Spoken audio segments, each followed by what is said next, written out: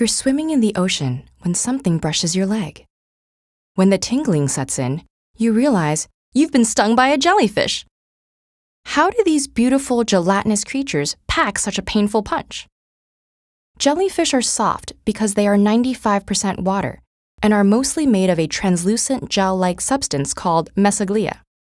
With such delicate bodies, they rely on thousands of venom-containing stinging cells called cnidocytes for protection and prey capture. Even baby jellyfish, the size of a pencil eraser, have the ability to sting. Larval jellyfish, ephyrae, look like tiny flowers pulsating in the sea. As they grow, they become umbrella-shaped with a bell at the top and descending tentacles around the margin. The largest species of jellyfish, the lion's mane, has tentacles that can extend more than 100 feet, longer than a blue whale. These tentacles contain most of the stinging cells, although some species have them on their bells too. Venom is ejected via a nematocyst, a whip-like hollow tubule which lies coiled under high osmotic pressure.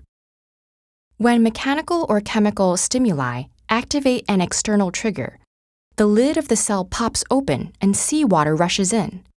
This forces a microscopic barbed harpoon to shoot out, penetrate, and inject venom into its victim.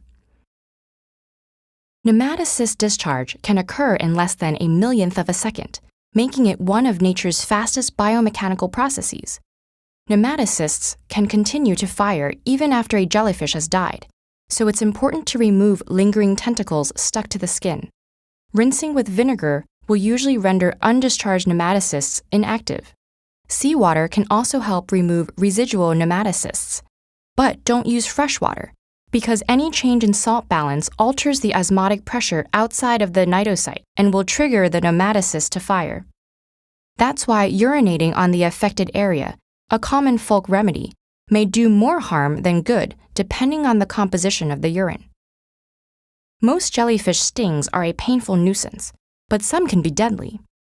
An Indo-Pacific box jelly, also called a sea wasp, releases venom which can cause contraction of the heart muscles and rapid death in large doses.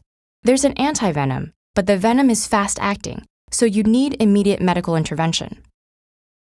Despite the impressive power in their tentacles, jellies aren't invincible. Their stinging cells are no match for the armor of thick-skinned predators like the leatherback turtle and ocean sunfish. These predators both have adaptations that prevent slippery jellyfish from escaping after they are engulfed. Backwards pointing spines in the turtle's mouth and esophagus, and recurved teeth behind the sunfish's cheeks. Even tiny slipper lobster larvae can cling to the bell of a jellyfish and hitch a ride, snacking on the jelly while they preserve their own energy for growth. Small agile fish use the jellies as moving reefs for protection, darting between tentacles without ever touching them. Nudibranchs, which are sea slugs covered in protective slime, can actually steal the jelly's defenses by eating the cnidocytes and transferring them to specialized sacs for later use, as weapons against their own predators.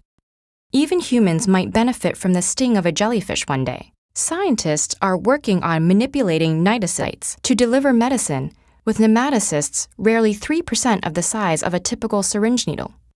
So, the next time you're out in the ocean, be careful, but also take a second to marvel at its wonders.